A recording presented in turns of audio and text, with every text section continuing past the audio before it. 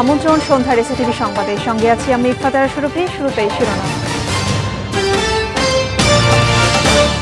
অবৈধভাবে ক্ষমতা দখলকারীদের মুখে গণতন্ত্রের কথা মানায় না, মহান স্বাধীনতা দিবসের আলোচনা সভায় বললেন প্রধানমন্ত্রী শেখ হাসিনা। গণতন্ত্র ও খালেদা জিয়াকে মুক্ত করতে ঐক্যবদ্ধ আন্দোলন গড়ে তোলার আহ্বান মির্জা ফখরুলের। স্বাধীনতা দিবস উপলক্ষে রাজধানীতে বিএনপি শোডাউন।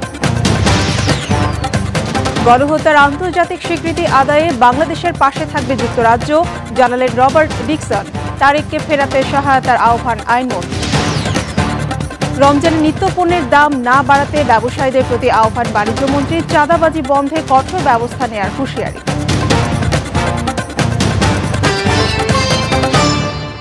ক্ষমতার উচ্ছিষ্ট বিলানো ও অবৈধভাবে ক্ষমতা দখলকারীদের মুখে গণতন্ত্রের কথা মানায় না বলে মন্তব্য করেছেন প্রধানমন্ত্রী শেখ হাসিনা।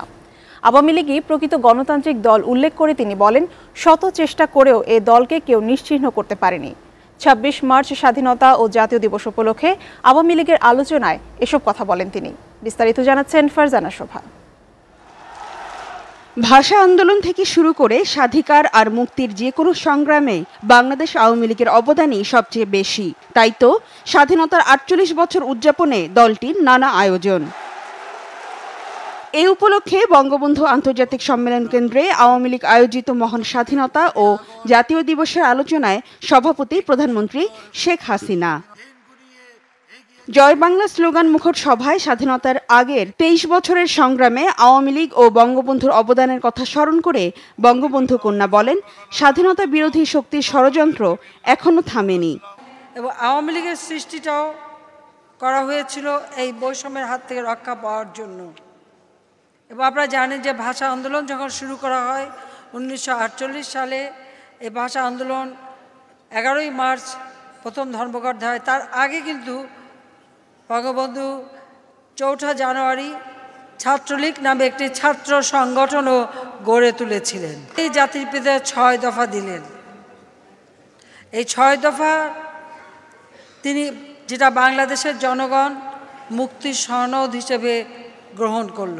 প্রধানমন্ত্রী বলেন, আওয়ামী লীগই প্রকৃত গণতান্ত্রিক দল, আর ক্ষমতার উচ্ছিষ্ট বিলানো দল কখনোই গণতান্ত্রিক হতে পারে না। মার্শাল অর্ডিন্যান্স দিয়ে যারা দেশ চালায়, প্রতি রাতে যেখানে কারফিউ থাকে, যতই রাজনৈতিক দল করতে দিক না কেন, সে দেশে আবার গণতন্ত্র কিভাবে থাকে আর গণতান্ত্রিক ধারাটাই বা চলে কিভাবে, সেটাই হচ্ছে আমার প্রশ্ন। দেশ চালিয়েছে, গণতন্ত্রের বড় কথা বললেও দেশের মানুষ কি পেয়েছিল? আওয়ামী লীগ জনগণের কল্যাণে কাজ করে বলেই বাংলাদেশ আজ উন্নয়নের রোল মডেল। এদেশের ইতিহাস ও ভাগ্য নিয়ে আর কেউ ছিনিমিনি খেলতে পারবে না বলেও দাবি করেন তিনি। উন্নত বাংলাদেশ গড়তে সংগঠনকে আরও শক্তিশালী করতে হবে উল্লেখ করে বঙ্গবন্ধুর দেশপ্রেম ও ত্যাগের চেতনা অনুসরণ করে প্রতিটি নেতাকর্মীকে কাজ করার আহ্বানও জানান প্রধানমন্ত্রী শেখ হাসিনা।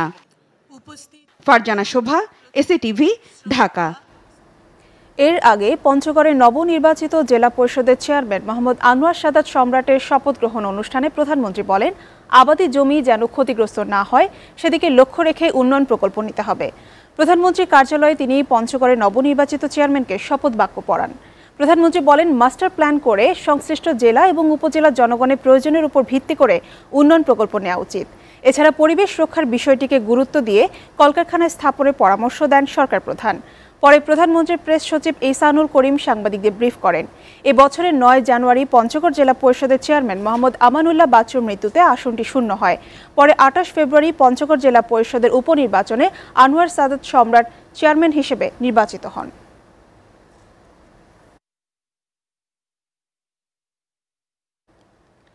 পুরান ঢাকার নাজিমউদ্দিন রোডের পুরনো কারাগারে থাকা বিএনপি চেয়ারপারসন বেগম খালেদা জিয়াকে কেরানীগঞ্জে কেন্দ্রীয় কারাগারে স্থানান্তর করার চিন্তা ভাবনা চলছে বলে জানিয়েছেন স্বরাষ্ট্রমন্ত্রী আসাদুজ্জামান খান কামাল। বিকেলে সাভারের আশুলিয়ার বঙ্গবন্ধু রোড এলাকায় এক অনুষ্ঠানে যোগ দিয়ে সাংবাদিকদের সঙ্গে আলাপকালে তিনি একথা বলেন। ঢাকার নাজিমউদ্দিন রোডের কারাগারটি অনেক পুরনো এবং ঝুঁকিপূর্ণ হওয়ায় এই সংস্কার কাজ করে জাদুঘর হিসেবে রূপান্তরের কথাও জানান তিনি। এ কারণে কারাবন্দী খালেদা জিয়াকে কেরানীগঞ্জে স্থানান্তরের কথা ভাবছে সরকার। যে কোনো সময় এই সিদ্ধান্ত বাস্তবায়ন করা হতে পারে বলেও ধারণা দেন স্বরাষ্ট্রমন্ত্রী। এছাড়া পুলিশ ও নিরাপত্তা বাহিনীর সক্ষমতার প্রশংসা করে দেশের আর কোনো জঙ্গি বা সন্ত্রাস মাথা চাড়া দিয়ে উঠতে পারবে না বলেও আশাবাদ জানান আসাদুজ্জামান খান কামাল। ঢাকা কেন্দ্রীয় কারাগারটি অনেক পুরাতন, এটা আমরা জাদুঘর হিসাবে রূপান্তরিত করতে যাচ্ছি। জাদুঘরের কাজ খুব শীঘ্রই শুরু হবে, কাজেই তখন জাদুঘরের কাজ শুরু হয়ে গেলে এখানে আর কাউকে রাখা সম্ভব হবে। সেই জন্যই আমরা আশায় যে কেরানীগঞ্জ অত্যাধুনিক কারাগার যে আমরা তৈরি করেছি, সেই কারাগারে আমাদের সব কিছুই সুসম্পন্ন হয়েছে। এখন সেখানে আমরা নেবার চিন্তা ভাবনা করছি। গণতন্ত্র ও খালেদা জিয়াকে মুক্ত করতে দল মতের ঊর্ধ্বে সবাইকে ঐক্যবদ্ধ আন্দোলন গড়ে তোলার আহ্বান জানিয়েছেন বিএনপি মহাসচিব মির্জা ফখরুল ইসলাম আলমগীর। এছাড়া কারা কর্তৃপক্ষের উদাসীনতায় খালেদা জিয়ার শারীরিক অবস্থার আরও অবনতি হয়েছে বলেও দাবি জানিয়েছেন আরেক নেতা রুহুল কবির রিজভী। অভিযোগ করেন বিরোধী দল মত দমন করে একদলীয় শাসন কায়েম করেছে আওয়ামী লীগ। দুপুরে নয়াপল্টনের স্বাধীনতা দিবসের শোভাযাত্রার আগে সংক্ষিপ্ত বক্তব্যে দলটির নেতারা এসব কথা বলেন। মঞ্জুর মিলনের প্রতিবেদন। স্বাধীনতা দিবস উপলক্ষে এই শোভাযাত্রা আয়োজন করে বিএনপি। শোভাযাত্রাটি শুরু হয় নয়াপল্টন বিএনপির কেন্দ্রীয় কার্যালয়ের সামনে থেকে। এরপর কাকরাইল মোড় ঘুরে শান্তিনগর হয়ে মালিবাগ থেকে আবারও নয়াপল্টনে এসে শেষ হয়। শোভাযাত্রার আগে নয়াপল্টনে দলটির কেন্দ্রীয় কার্যালয়ের সামনে সংক্ষিপ্ত সমাবেশে বক্তব্য দেন নেতারা। দ্রুত খালেদা জিয়ার মুক্তির দাবি জানান তারা। তাকে মুক্ত করতে ঐক্যবদ্ধ আন্দোলন গড়ে তোলার আহ্বান জানান মির্জা ফখরুল। জনগণের ঐক্য সৃষ্টি করে, সব দলমত নির্বিশেষে ঐক্য সৃষ্টি করে আমরা দেশ নেত্রী বেগম খালেদা জিয়াকে মুক্ত করি, ওই একই সঙ্গে আমরা গণতন্ত্রকে মুক্ত করি। আসুন আজকের এই দিনে এই হোক আমাদের শপথ, এই হোক আমাদের অঙ্গীকার। তার মুক্তি এবং তার চিকিৎসার জন্য আমাদের আন্দোলন, আমাদের আন্দোলন, আমাদের আন্দোলন। রাজপথের ইট কাঠ কংক্রিট, আমাদের দেওয়াল ছেলেরা উত্তাল তরঙ্গের মতো বাংলার প্রান্ত থেকে আরেক প্রান্ত ছড়িয়ে যাবে। এর আগে নয়াপল্টনের কেন্দ্রীয় কার্যালয়ে জরুরি সংবাদ সম্মেলনে মির্জা ফখরুল অভিযোগ করেন কারা কর্তৃপক্ষের উদাসীনতায় খালেদা জিয়ার শারীরিক অবস্থার আরও অবনতি হয়েছে। তাকে সুপরিকল্পিতভাবে হত্যার ষড়যন্ত্র করা হচ্ছে বলেও মন্তব্য করেন তিনি। তাকে সুপরিকল্পিতভাবে হত্যা করার ষড়যন্ত্র, এবং এই দায়িত্ব আমরা বরাবরই বলেছি কারা কর্তৃপক্ষ সরকারকে বহন করতে হবে। এটাই আইন, এটাই নিয়ম। স্বাধীনতা দিবসে কারাগারে আটক খালেদা জিয়ার খোঁজ খবর নিতে গিয়েছিলেন পরিবারের সদস্যরা। দলের চেয়ারপারসনের শারীরিক অবস্থা জেনে একদিন পর জরুরি সংবাদ সম্মেলনে এসব কথা তুলে ধরেন দলটির মহাসচিব। মঞ্জুর মিলন, এসএটিভি, ঢাকা। জিএম কাদেরকে আবারও শপথে বহালের দাবি জানিয়েছেন জাতীয় পার্টির রংপুর বিভাগের 8 জেলা ও মহানগর কমিটির নেতারা। নগরীর জাতীয় পার্টি কার্যালয়ে এক সংবাদ সম্মেলনে তারা বলেন, একটি কুচক্রী মহল জাতীয় পার্টিকে ধ্বংসের চক্রান্ত করছে। এরই অংশ হিসেবে জিএম কাদেরকে কো চেয়ারম্যান ও সংসদ উপনেতা পদ থেকে অব্যাহতি দেওয়া হয়েছে। এটি দলের জন্য আত্মঘাতী সিদ্ধান্ত বলে মনে করেন রংপুর মহানগর নেতারা। আগামী 5 এপ্রিলের মধ্যে জিএম কাদেরকে শপথে বহাল করা না হলে এই বিভাগের সব নেতাকর্মী সাংগঠনিক পদ থেকে অব্যাহতি দেবেন বলেও হুমকি দেওয়া হয়। এ সময় বিভাগের 8 জেলার জাতীয় পার্টির সভাপতি ও সাধারণ সম্পাদকরা উপস্থিত ছিলেন।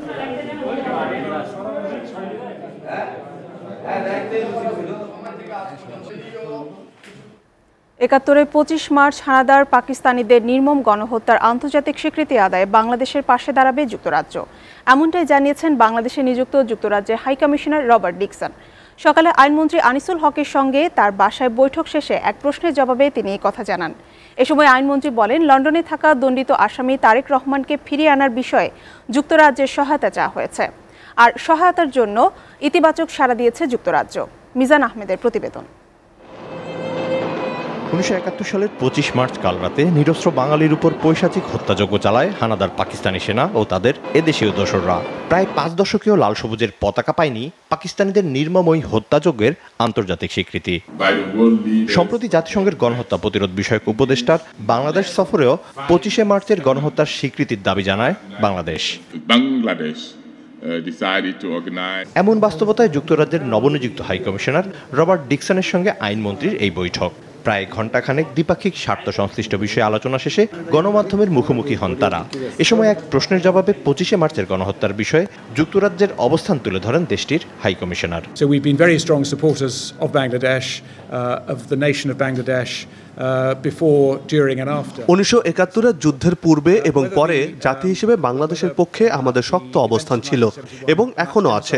যদিও স্বাধীনতা যুদ্ধের গণহত্যা নিয়ে কিছু জটিল প্রশ্ন রয়েছে, তবে বন্ধু রাষ্ট্র হিসেবে আমরা বাংলাদেশের পক্ষে থাকব এবং 71 পরবর্তী সময়ে বাংলাদেশ যেভাবে এগিয়েছে তা খুবই সন্তোষজনক। আলোচনায় আসে লন্ডনে অবস্থানরত বিএনপির সিনিয়র ভাইস চেয়ারম্যান এবং দণ্ডিত আসামি তারেক রহমানের দেশে ফিরিয়ে আনার প্রসঙ্গ। আমি বলেছি যে এরকম একজন ফিউজিটিভ যে বাংলাদেশের আদালত দ্বারা দণ্ডিত, তাকে সে লন্ডনে আছে, আমরা তাকে ফেরত চাই। আমি মনে করি যে হাই কমিশনার সাহেব যেটা বলেছেন যে তিনি তার সরকারের সাথে এই ব্যাপারে কথা বলবেন, সেটা এই সমস্যার ব্যাপারে একটা ইতিবাচক উত্তর, এবং এইটা আমার মনে হয় আমরা এটা নিয়ে আলাপ করলে এই সমস্যার সমাধান আমরা করতে পারব। Mr. Rahman would have many options. লন্ডনে অবস্থানের ক্ষেত্রে তারেক রহমানের জন্য আমাদের স্বাধীন বিচার ব্যবস্থায় অনেক সুযোগ রয়েছে, তবে বাংলাদেশের দাবির বিষয়ে আমি লন্ডনের সঙ্গে কথা বলবো এবং কোনো আইনই আমাদের দুই দেশের বন্ধুত্বপূর্ণ সম্পর্কের পথে বাধা হয়ে দাঁড়াতে পারবে না। বঙ্গবন্ধুর আত্মস্বীকৃত খুনি নূর চৌধুরীকে দেশে ফিরিয়ে আনতে যুক্তরাজ্যের সহায়তা এবং কানাডার আদালতে চলা মামলার কার্যক্রম পর্যবেক্ষণ করা হচ্ছে বলেও জানান আইনমন্ত্রী। কানাডার কোর্টে একটা হিয়ারিং হয়েছে। মিজান আহমেদ, এসটিভি, ঢাকা। মুক্তিযুদ্ধে গণহত্যা সহ 7টি সুনির্দিষ্ট অভিযোগে নেত্রকোনার মজিদ মাওলানা সহ 5 আসামির বিরুদ্ধে দায়ের করা মানবতা বিরোধী অপরাধ মামলার রায় আগামীকাল। চেয়ারম্যান বিচারপতি মোহাম্মদ শাহিনুর ইসলামের নেতৃত্বাধীন 3 সদস্যের আন্তর্জাতিক অপরাধ ট্রাইব্যুনাল রায়ের এই দিন ঘোষণা করেন। মামলায় শেখ মোহাম্মদ আব্দুল মজিদ ওরফে মজিদ মাওলানা ছাড়াও অপর 4 আসামিরা হলেন আব্দুল খালেক তালুকদার, কবির খান, আব্দুল সালাম বেগ ও নুরুদ্দিন। এদের সবাই বর্তমানে পলাতক রয়েছেন। এই মামলায় মোট 7 জন আসামি ছিলেন। তাদের মধ্যে গ্রেফতার হয়ে কারাগারে থাকা অবস্থায় অসুস্থ হয়ে মারা যান আহমদ আলী, আর মামলার যুক্তিতর্ক উপস্থাপনের সময় মারা যান আরেক আসামি আব্দুর রহমান। আসামিদের বিরুদ্ধে 1971 সালে হত্যা, গণহত্যা, অপহরণ, নির্যাতন, লুণ্ঠন, অগ্নিসংযোগ ও ধর্ষণ সহ মানবতা বিরোধী অপরাধের 7টি অভিযোগ আনা হয়। তথ্য গোপন ও আদালতকে বিভ্রান্ত করায় নোয়াখালী সুবর্ণচরে গণধর্ষণের মামলার প্রধান আসামি রুহুল আমিনের আইনজীবী আশিকি রসুলের বিরুদ্ধে রুল জারি করেছে হাইকোর্ট। রুলে আদালতে বিভ্রান্তিকর তথ্য দেওয়ার অপরাধে আইনজীবী আশিকি রসুলের বিরুদ্ধে কেন আদালত অবমাননার শাস্তি দেয়া হবে না জানতে চাওয়া হয়েছে। বিচারপতি মামুনুর রহমান ও বিচারপতি এস.এম. কুদ্দুস জামানের হাইকোর্ট বেঞ্চ আজ এই রুল জারি করেন। গত 25 মার্চ আইনজীবী আশিকি রসুলের বিরুদ্ধে আদালত অবমাননার আবেদন করে রাষ্ট্রপক্ষ। এর আগে নোয়াখালী সুবর্ণচরে এক গৃহবধূকে গণধর্ষণের অভিযোগের মামলার প্রধান আসামি মোহাম্মদ রুহুল আমিনকে গত 18 মার্চ 1 বছরের জামিন দেন হাইকোর্ট। কিন্তু এই জামিনে আদালতকে বিভ্রান্ত করা হয়েছে বলে হাইকোর্টের আইনজীবীরা সংশ্লিষ্ট আদালতকে অবহিত করেন। এরপর গত 23 মার্চ শনিবার ছুটির দিনে জামিনের আদেশটি রিকল করেন এবং জামিন আদেশ বাতিল করেন। রমজানের নিত্যপণ্যের দাম না বাড়াতে ব্যবসায়ীদের প্রতি আহ্বান জানিয়েছেন বাণিজ্যমন্ত্রী টিপু মুনশি। সচিবালয়ে নিত্যপণ্যের দাম নিয়ে ব্যবসায়ী নেতাদের সঙ্গে আলোচনায় তিনি এই আহ্বান জানান। নিত্যপণ্যের দাম সহনীয় রাখতে পথে পথে চাঁদাবাজি বন্ধে কঠোর ব্যবস্থা নেওয়া হবে বলেও জানান তিনি। ব্যবসায়ীরা জানান তেল, ডাল, পেঁয়াজ ও ছোলা সহ নিত্যপণ্যের মজুদ ভালো। নিয়ামুল সাদেকের প্রতিবেদন। রমজান এলেই বাংলাদেশে দাম বাড়ে নিত্যপণ্যের, বিশেষ করে লাগাম ছাড়া হয়ে যায় ইফতার সামগ্রীর দাম। রমজানের ধর্মীয় ভাবগাম্ভীর্যের কথা স্মরণ করে এ সময় দাম না বাড়ানোর আহ্বান জানান বাণিজ্যমন্ত্রী টিপু মুনশি। ব্যবসায়ী প্রতিনিধিদের সরবরাহ স্বাভাবিক রাখার প্রতিও গুরুত্ব দেন। সার্টেন অ্যামাউন্ট যদি আরো দ্বারা প্রফিট করে এবং ফাইনালি রিটেইলাররা কত লাভ করবে, রিটেইলাররা লাভ করে 5 টাকা করে যেটা বললো, হয়তো তাদের ট্রান্সপোর্টটা যদি দূরে হয় একটু বেশি হয়, কম হবে। ব্যবসায়ী নেতারা জানান রমজানে পণ্যের পর্যাপ্ত মজুদ আছে, আমদানি নিয়েও কোনো সমস্যা নেই। আমি যে চালটা এখন বিক্রি করি 27 টাকা মোটা চাল, 29 টাকা স্বর্ণ চাল, সেই চালটা ওখানে 42-45 টাকা বিক্রি হয়। এই ডিফারেন্সটা তো অনেক, এটা ভোক্তারা পাচ্ছে না। কিন্তু আমাদের জন্য অনেক করবে, কারণ এক গাড়িতে 7,000 টাকা 7,500 টাকা এটা পাইলে আমরা বলতে হ্যাপি, কিন্তু ওই খুচরা পর্যায়ে আপনারা যদি একটু চেক অ্যান্ড ব্যালেন্স করেন এবং নিয়ন্ত্রণ করেন তাহলে ইনশাল্লাহ কোনো সমস্যা হবে না। 5 টাকা রিটেলার প্রফিট করবে যদি এই সিস্টেমটা ডেভেলপ হয়, কোনোদিনই এই মিটিং এর মধ্যে তর্ক বিতর্ক আসবে না। ভোক্তা পর্যায়ে যেন দাম না বাড়ে সেদিকে লক্ষ্য রাখতে মন্ত্রী বাজার নজরদারিতে একটি মনিটরিং কমিটি করবেন বলেও জানান। চাঁদাবাজির জন্য মানুষের ভোগান্তিতে হবে কেন, সেইটার দিকে আমরা খুব শক্তভাবে হ্যান্ডেল করতে চাই। থানা লেভেল, এসপি লেভেল, তার উপরের লেভেল একটা মনিটরিং সেলও আমরা করে দেবো, যাতে ইমিডিয়েটলি যে কোনো জায়গা থেকে কল করলে যেন সেটাকে দেখা ফেস করা হয় যে কি ঘটছে না হচ্ছে। এটা আমাদের কথা আমরা বলি সবসময়। এর বাইরে চাঁদাবাজি রোধে আইন শৃঙ্খলা বাহিনীর কঠোর নজরদারি থাকবে বলেও আশ্বস্ত করেন তিনি। নিয়ামুল সাদিক, SATV, ঢাকা। চট্টগ্রামে জলাবদ্ধতা নিরসন প্রকল্পের আওতায় গেল বছর খনন করা খালগুলো ফের আগের অবস্থায় ফিরছে। ময়লা আবর্জনা স্তূপ জমে ভরাট হয়ে গেছে অধিকাংশ খাল। এখনই খনন কাজ শুরু না করলে আসছে বর্ষায় ফের জলাবদ্ধতায় নাকাল হওয়ার আশঙ্কা করছেন নগরবিদরা। সিটি মেয়র জানালেন, জলাবদ্ধতা নিরসনে শুধু খাল খনন করলেই হবে না, বাড়াতে হবে নালার সংখ্যাও। আর সিডিএ বলছে পুরোপুরি নিরসন না হলেও এবার কিছুটা কমবে জনদুর্ভোগ। সোহাগ বিশ্বাসের প্রতিবেদনে বিস্তারিত। বর্ষাকালের বন্দর নগরী যেন পুরোটাই নদী। সামান্য বৃষ্টি, এমনকি অমাবস্যা পূর্ণিমার ভরা জোয়ারে কোথাও হাঁটু পানি, কোথাও কোমর পানি, আবার কোথাও গলা পানিতে ডুবে যায় নগরীর অধিকাংশ এলাকা। কর্ণফুলীর তলদেশে পলি জমা, দখল ও দূষণের কবলে পড়ে অর্ধশতাধিক খাল সংকুচিত হয়ে যাওয়ায় জলাবদ্ধতা যেন অভিশাপে পরিণত হয় দেশের দ্বিতীয় বৃহত্তম এই নগরী। চট্টগ্রামের জলাবদ্ধতা নিরসনে সিডিএকে 8,000 কোটি, পানি উন্নয়ন বোর্ডকে 2,000 কোটি টাকার প্রকল্পের অনুমোদন দেয়া হয়েছে। সে অনুযায়ী 2017 সালের শেষ দিক থেকে কাজও শুরু করেছে প্রতিষ্ঠানগুলো, কিন্তু 1.5 বছরে দৃশ্যমান কিছুই হয়নি। এখন পর্যন্ত যে পরিমাণ কাজ চলছে, কাজটি কিন্তু জনগণের কাছে ব্যাপকভাবে দৃশ্যমান না। যেই গতিতে কাজ চলছে, এই গতিতে এই প্রকল্পের অর্থের অপচয় হবে, আমরা কোনো রেজাল্ট পাবো না। জলাবদ্ধতা নিরসনের সবচেয়ে বড় প্রকল্প বাস্তবায়নকারী প্রতিষ্ঠান চট্টগ্রাম উন্নয়ন কর্তৃপক্ষ সিডিএ বলছে, 3 বছর মেয়াদী এই কাজ এখনও শেষ হয়নি। তাই এবারও জলাবদ্ধতা নিরসন না হলেও কিছুটা সুফল পাবে নগরবাসী। এই বর্ষার পরে শুরু হবে কাজগুলো, ওই জন্য আমরা বাদ দিয়ে পরিষ্কারের কাজ তারা গুরুত্ব বেশি দিয়েছে। তারা কিছু কিছু এলাকা নির্দিষ্ট করেছে, চিহ্নিত করেছে, ওই এলাকায় যাতে মানুষ দৃশ্যমান একটা পরিবর্তন দেখতে পায়, তারা দিনরাত পরিশ্রম করে যাচ্ছে।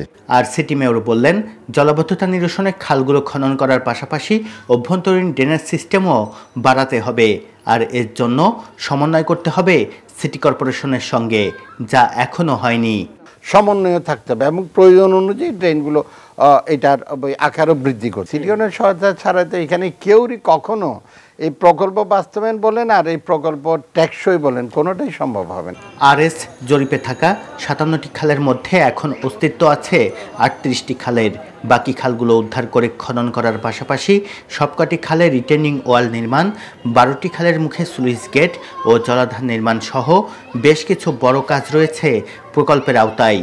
প্রকল্প মেয়াদের অর্ধেক সময়ে কয়েকটি খালের খনন কাজ শুরু হলেও বাকি কাজগুলো এখনও ধরাছোঁয়ার বাইরে। সোহাগ বিশ্বাস, SATV, চট্টগ্রাম। উপজেলা নির্বাচনের খবর।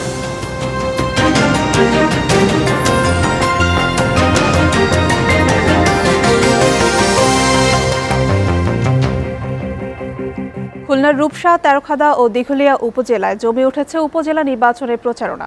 এই 3 উপজেলায় চেয়ারম্যান পদে 12, ভাইস চেয়ারম্যান পদে 21 ও মহিলা ভাইস চেয়ারম্যান পদে 10 জন প্রার্থী ভোটারদের সমর্থন পেতে চষে বেড়াচ্ছেন অলিগলি।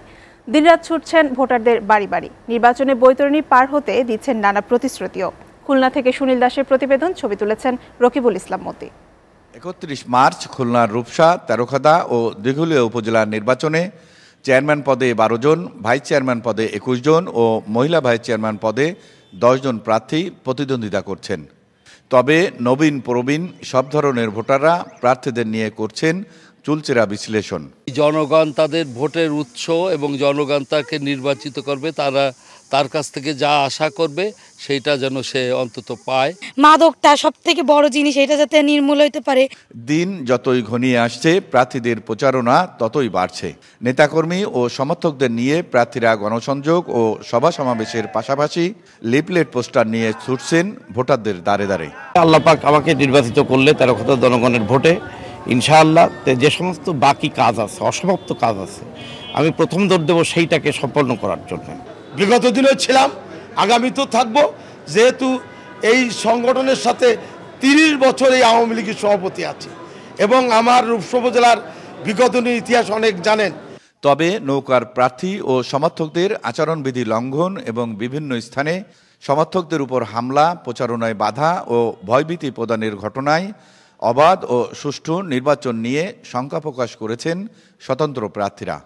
আসুন দলমত নির্বিশেষে আপনারা দৃষ্টিভঙ্গি বদলান। আমি কথা দিচ্ছি, নির্বাচিত হলে আপনাদের সকলকে নিয়েই এই রূপসা উপজেলাকে বদলে দেব ইনশাল্লাহ। আমি 6টা কেন্দ্রের ঝুঁকিপূর্ণ তালিকা দিছি। সেই 6টা ভোট কেন্দ্রে যদি ঝুঁকিপূর্ণ মুক্ত হয় তাহলে অবশ্যই 100% নিরপেক্ষ নির্বাচন হওয়ার আগে হেরে গিয়েছে, তারা মানুষের ভোটের অধিকার ছিনিয়ে নেবার হুমকি দেয়।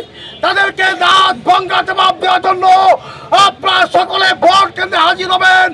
এদিকে ভাইস চেয়ারম্যান ও মহিলা ভাইস চেয়ারম্যান প্রার্থীরাও এলাকার উন্নয়নের প্রতিশ্রুতি দিয়ে পিছিয়ে নেই প্রচারণায়।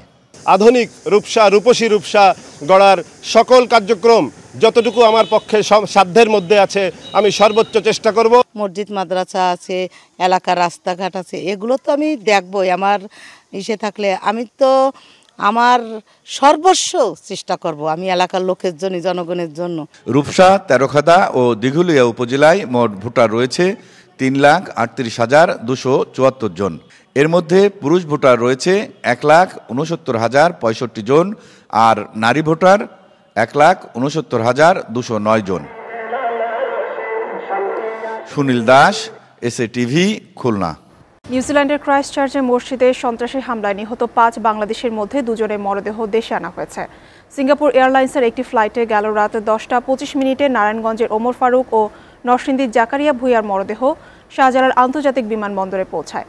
বিমানবন্দরের নিরাপত্তা কর্মকর্তা আনোয়ারা খান এ তথ্য নিশ্চিত করেন। নিহত 5 বাংলাদেশের মধ্যে চাঁদপুরের মোজাম্মেল হকের মরদেহ শিগগির ঢাকায় আনার কথা রয়েছে। 15 মার্চ নিউজিল্যান্ডের ক্রাইস্টচার্চের মসজিদে জুমার নামাজের পর সন্ত্রাসী হামলায় 50 জন প্রাণ হারান। নিহত 5 বাংলাদেশের মধ্যে গত শুক্রবার জুমার নামাজের পর সিলেটের হোসনে আরা আহমেদ ও কুড়িগ্রামের ডক্টর আব্দুস সামাদকে ক্রাইস্টচার্চে দাফন করা হয়েছে।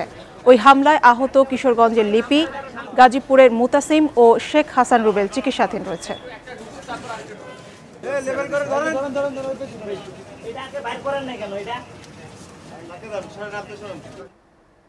শিক্ষার্থী আবরার আহমেদ চৌধুরীকে চাপা দেওয়ার সময় সুপ্রভাত বাসটির চালকের আসনে ছিলেন কন্ডাক্টর ইয়াসিন আরাফাত। মালিকের নির্দেশে সে বাস নিয়ে রাস্তায় বের হলে এই দুর্ঘটনা ঘটে। মঙ্গলবার রাতে ইয়াসিনকে আটক করা হয়েছে। পরে তার দেয়া তথ্যের ভিত্তিতে আটক করা হয় বাসটির হেল্পার ইব্রাহিমকেও। দুপুরে রাজধানী মিন্টো রোডে ঢাকা মেট্রোপলিটন পুলিশের মিডিয়া সেন্টারে সংবাদ সম্মেলনে এসব তথ্য জানান ডিএমপির অতিরিক্ত পুলিশ কমিশনার আব্দুল বাতেন।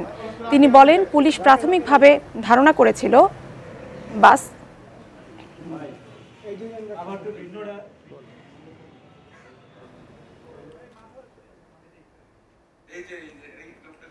কিন্তু চালককে আটকের পর 7 দিনের রিমান্ডে নিয়ে জিজ্ঞাসাবাদে জানা যায় তখন বাস চালাচ্ছিলেন conductor Yasin Arafat. Driving licence না থাকা সত্ত্বেও মালিক ননী গোপাল সরকারের নির্দেশে কন্ডাক্টর বাস চালাতে গেলে এই দুর্ঘটনা ঘটে। গাড়ি চালক ছিল কন্ডাক্টর মিস্টার ইয়াসিন আরাফাত। তখন তাকে আমরা গতকাল চাঁদপুর থেকে অ্যারেস্ট করা হয়। অ্যারেস্ট করে তাকে জিজ্ঞাসাবাদ করার ফলে সে সব কিছু স্বীকার করে এবং সে সব কিছু সব বর্ণনাটাই পুরো বর্ণনাটা তার মুখ থেকে আমরা জেনেছি এবং সেটা সে যে এই গাড়ি চাপাটা দিয়েছে এবং আবরারকে হত্যা করেছে সেটাও সে স্বীকার করে। বাংলাদেশের মুক্তিযুদ্ধে সেনাবাহিনীর অবদান এবং বিশ্ব শান্তিরক্ষা মিশনে সেনা সদস্যদের প্রশংসনীয় কর্মকাণ্ডের কৌশল তুলে ধরে শুরু হয়েছে 7 দিনের সমরাস্ত্র প্রদর্শনী। 26 মার্চ থেকে 31 মার্চ পর্যন্ত সেনাবাহিনী প্যারেড গ্রাউন্ডে এই প্রদর্শনী চলবে। সকালে প্যারেড গ্রাউন্ডের মিডিয়া সেন্টারে এক সংবাদ সম্মেলনে আন্তঃবাহিনী জনসংযোগ পরিদপ্তরের পরিচালক কর্নেল মোহাম্মদ আবদুল্লাহ ইবনে জায়েদ এসব তথ্য জানান। গেল 25 মার্চ প্রধানমন্ত্রী এই প্রদর্শনীর উদ্বোধন করেন। 26শে মার্চ রাষ্ট্রপতি আব্দুল হামিদ প্যারেড গ্রাউন্ড ঘুরে দেখেন বলেও জানানো হয় সংবাদ সম্মেলনে। প্রদর্শনী উপলক্ষে প্যারেড গ্রাউন্ড 26 থেকে 31 মার্চ পর্যন্ত প্রতিদিন সকাল 9:30 থেকে বিকেল 5:30 পর্যন্ত সর্বসাধারণের জন্য খোলা থাকবে। অপরদিকে 30 মার্চ দুপুর 12টা থেকে বিকেল 5:30 পর্যন্ত সর্বসাধারণের জন্য ঢাকা শহরের সকল স্কুল কলেজের ছাত্রছাত্রী এবং 31 মার্চ দুপুর 12টা থেকে 5:30 পর্যন্ত সশস্ত্র বাহিনীর সদস্যদের পরিবার ও 3 বাহিনী পরিচালিত স্কুল কলেজের ছাত্রছাত্রীদের জন্য সমরাস্ত্র প্রদর্শনী উন্মুক্ত থাকবে। টেকনাফ ও পেকুয়ায় আইন শৃঙ্খলা রক্ষাকারী বাহিনীর সঙ্গে কথিত বন্দুকযুদ্ধে 4 জন নিহত হয়েছে। পুলিশ জানায় ভোরে টেকনাফের খাড়াংখালী নাফ নদী সীমান্ত দিয়ে 2 জন মিয়ানমার থেকে বাংলাদেশে আসছিল। এ সময় বাধা দিলে বিজিবিকে লক্ষ্য করে গুলি ছোড়ে তারা। আত্মরক্ষায় বিজিবিও পাল্টা গুলি চালালে সেখানেই মারা যায় 2 রোহিঙ্গা নাগরিক। পরে সেখান থেকে 1,90,000 পিস ইয়াবা ও একটি অস্ত্র উদ্ধার করে বিজিবি। এদিকে পেকুয়ায় র্যাবের সঙ্গে কথিত বন্দুকযুদ্ধে 2 জলদস্যু নিহত হয়েছে। র্যাব জানায় গোপন খবর পেয়ে ভোর 5টার দিকে র্যাবের একটি দল মগনাম এলাকায় অভিযানে যায়। এ সময় একটি জলদস্যু বাহিনীকে ধাওয়া করলে তারা র্যাবকে লক্ষ্য করে গুলি ছোড়ে। আত্মরক্ষায় র্যাব পাল্টা গুলি করলে জলদস্যুরা পিছু হটে। পরে ঘটনাস্থল থেকে গুলিবিদ্ধ 2 জলদস্যুকে উদ্ধার করে পেকুয়ার স্বাস্থ্য কমপ্লেক্সে হাসপাতালে নেওয়ার পথে মারা যায় তারা।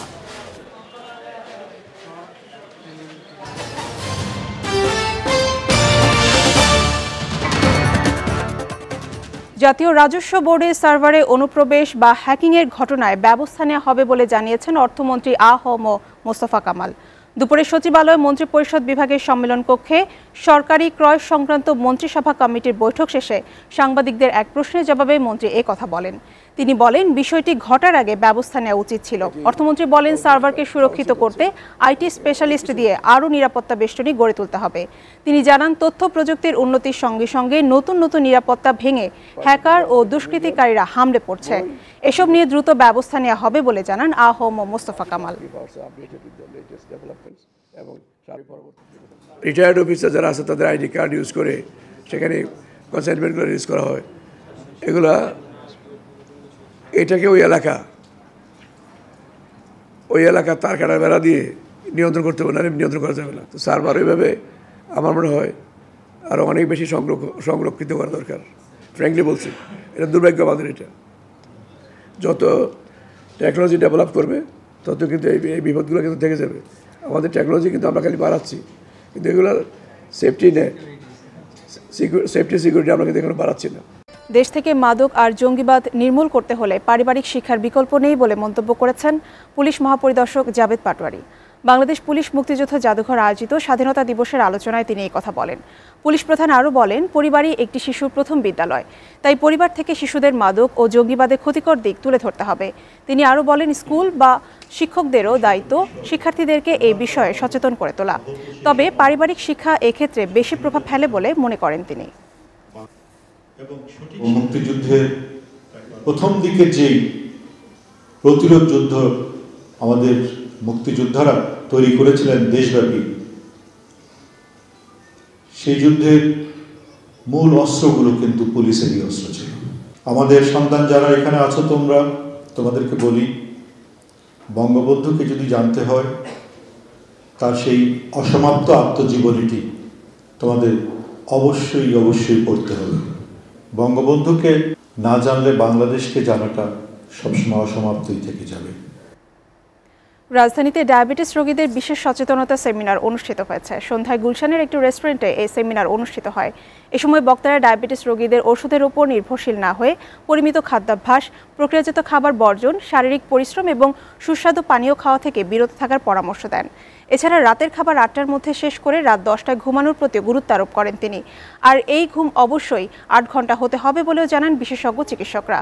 সেমিনারে বক্তব্য রাখেন দেশ বরেণ্য চিকিৎসক বদরুদ্দোজা চৌধুরীর প্রধান সহকারী ডাক্তার সিয়াম ভুইয়া। তিনি ভেজাল মুক্ত খাবার নিশ্চিত করা সহ প্রক্রিয়াজাত খাবার পর্যবেক্ষণে সরকারের কঠোর ভূমিকা রাখার আহ্বান জানান। সন্ধ্যার এসটিভি সংবাদ শেষ করার আগে শিরোনামগুলো জানাবো আরেকবার। অবৈধভাবে ক্ষমতা দখলকারীদের মুখে গণতন্ত্রের কথা মানায় না, মহান স্বাধীনতা দিবসের আলোচনা সভায় বললেন প্রধানমন্ত্রী শেখ হাসিনা। গণতন্ত্র ও খালেদা জিয়াকে মুক্ত করতে ঐক্যবদ্ধ আন্দোলন গড়ে তোলার আহ্বান মির্জা ফখরুলের। স্বাধীনতা দিবস উপলক্ষে রাজধানীতে বিএনপি শোডাউন। গণহত্যার আন্তর্জাতিক স্বীকৃতি আদায়ে বাংলাদেশের পাশে থাকবে যুক্তরাজ্য, জানালেন রবার্ট ডিকসন। তারেককে ফেরাতে সহায়তার আহ্বান আইনমন্ত্রীর। রমজান নিত্যপণ্যের দাম না বাড়াতে ব্যবসায়ীদের প্রতি আহ্বান বাণিজ্যমন্ত্রীর। চাঁদাবাজি বন্ধে কঠোর ব্যবস্থা নেওয়ার হুঁশিয়ারি।